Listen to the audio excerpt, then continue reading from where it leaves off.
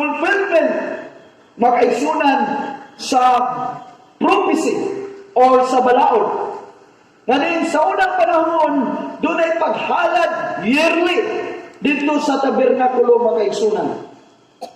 O patupadri, nagpailalam ang kini na diin ang tao naghinumdum sa kanunay sa ilang sala. Ng tao makaigsunan, di kinahanglan nga magahimo sa maong seremonya, otherwise, dili sila mapasaylo. Therefore, nanginanglan sila ang paghalad matag tuig. Sa usa ka tambok o walay kunot ni mansa nga mga halad na kaigsunan, himuon na sakripisya lang operate sa Dios.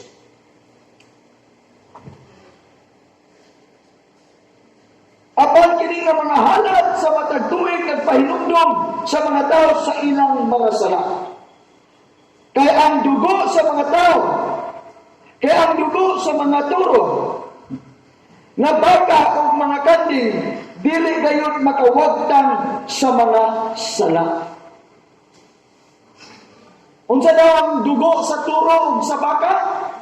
Dili wagtang sa sala. According sa law, they are forgiven by the power, by virtue of the law. But it's not enough, makaigsunan, tungod kay walay tinuod nga gahom nga mo transform sa kinabuhi sa mga tao. Tungod kay walay gahom ang dugo sa turo. Hallelujah. Tungod niini, verse 5, sa dayo ng ani ni Kresto sa kalibutan, miingon siya sa Dios, dili ka gusto sa sakripisyo o sa mga halad sa mga anak, apan gianda mo ako sa usa ka lawas. Matod ba ni Kresto makaigsunan sa pulong sa Dios, nga diin si Kresto mao ang gusto sa mawan nga halad. Mao na ang propesiya ni Isaiah sa makaigsunan na dili ka gusto sa sakripisyo sa halad sa mga mananap. Ang Diyos nga mawan. Dili na sa kadawat. Dili na igo sa Diyos ang halad sa mga mananap. Tungod kinakita sa Diyos na misabot hinoon pagdako ang sala sa mga tao. Why? Tungod kay walay gahom ang dugo sa turo, ni sa turong baka, no sa karniro. Apan, mingon niya pulong sa Dios. Apan, gianda mo ako, nag-repair kang Kresto. Amen? Mingon si Kresto. Apan, gianda mo ako sa usa ka lawas. Muna nga si Jesus, nahimong substitute. Say with me, substitute. Substitute. Nahimong substitute, ingon nga, buhing halad. Amen. Buhing halad, blameless, walay kunot ni mansa. Hallelujah. Gianda mo ako o usa ka lawas. Wala ka mahimuot sa halad sa mga mananap nga sinunog dito sa halalan o sa mga sakripisyo sa pagwagtang sa mga tao. O niya mingon ako, ania ako o Diyos. Meaning, the beloved Son Jesus, the only Son of the Father, si Kresto. Nasayod na si Jesus nag-exist na siya before the creation of the world. Amen? Kung madumduman mo during the creation, yun ang Bible, let us make, meaning plural. Si Jesus nag-exist na. But the fulfillment of the ultimate sacrificial offering during the time of Jesus, sadya si Jesus nahimong flesh, nahimong siyang lawas. Nga naman, may volunteer siya. O Diyos, mayroon siya. Hallelujah. O niya, mayroon ako. Meaning si Kresto, ania ako, O Diyos. Nakita na witness ni Jesus, unsa na ang kahimtang sa kalibutan. Amen? Na-witness niya. O nakita ni Jesus nga dili na makahimaya sa amahan. ang mga halad sa mga tao. Dili na makaina, dili na makahatag himaya. But Jesus Christ Himself, ania ako, O Dios, aron pagtuman sa buot mong ipabuhat. Amen. Mo hinungdan nga si Jesus miani sa kalibutan. Mo hinungdan nga si Jesus was conceived through the life of a virgin woman, through the power of the Holy Spirit, because the ultimate purpose is to pay all the sins of the world. Amen? Kabalo pa mo unsa ang gitawag og mission statement of the Messiah. Sa Luke chapter 4 verse 18 o sa Isaiah chapter 60 or 61 na prophecy na fulfill sa book of Luke chapter 4. And Jesus, the Spirit of the Lord is upon me because He has anointed me to preach the gospel. Amen? To set the captive free. Tungod kay ang mission ni Jesus. Sometimes si Jesus piabot sa kalibutan empowered by the Holy Spirit. Amen? The Holy Spirit of God live in the body of Christ to fulfill the ultimate mission makaigsunan. Hallelujah! To set the captive free. To preach the good news, to preach the gospel, to heal the sick, amen, to raise the dead. Ngayon si Jesus, aniya ako, Diyos, aron pagtuman sa buot mong ipabuhat kanako. Sumala sa inisulat, bahin kanako diha sa libro sa balaod.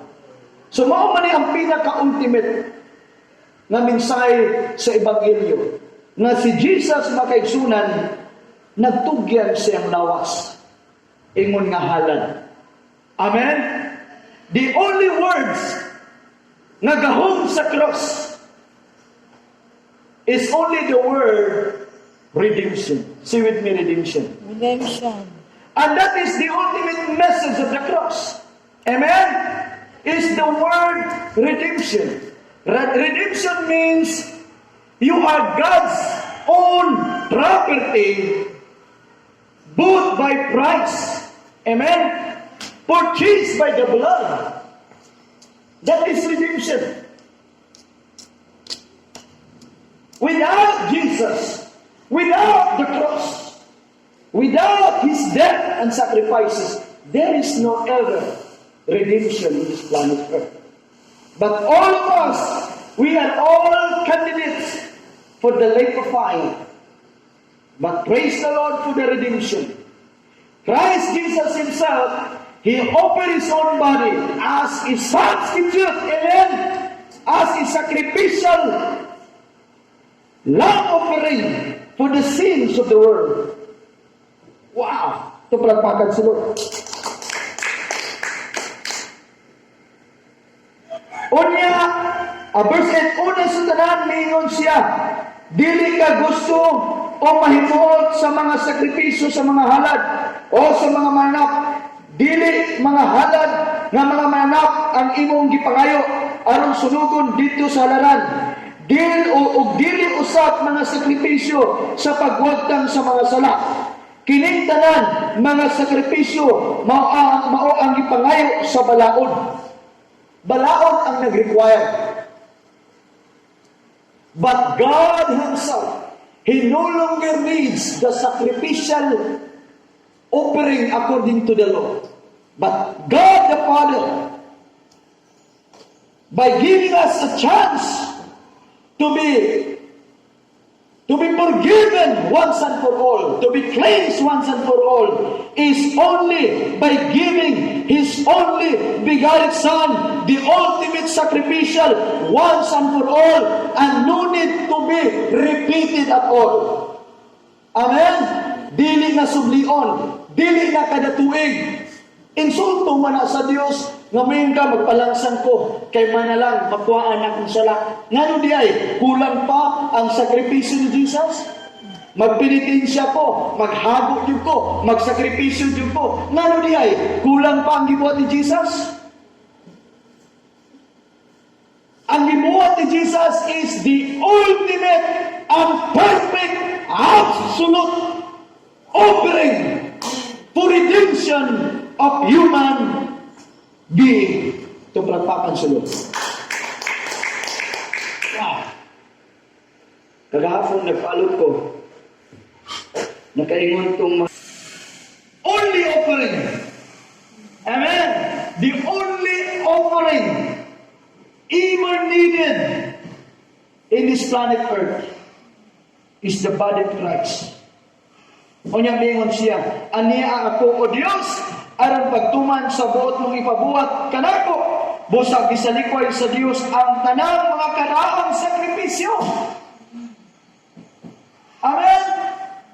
Kung sa Bible, gisalikway. Wala na angay dapat nga naing sakripisyo. Gawas lang sa sakripisyo ni Jesus. Kisa nakasulay o pinitinsa na magbaklay. Usay muna-una na ito sa una. May nalang nakasakripisyo ko sa Semina Santa. Nakadumdum ko sa una, bangkas ni. Anong ba nga tabangan ni mo ang Diyos? Diba? Ang tabangan ni mo ang Diyos, unang-una labaw sa tanan, humana ang sakripisyo. Amen. You can enjoy the gift of life, serving God with all your heart, love the Lord with all your heart, with all your strength, with all your soul. Love yourself as you love God as you love yourself. Love your neighbor as you love yourself. Amen? Unsay the second word ni Christ dito. Son of the living God. And then Jesus answered to him, today you shall be with me in the paradise. How much more today that we believe that Jesus Christ is alive? Amen. Amen. All the suffering, all the sacrifices is already done. Amen. Let's enjoy the privilege of eternal life. Amen. Amen. Let's enjoy life with Christ. Amen. Hallelujah. Yes. Glory.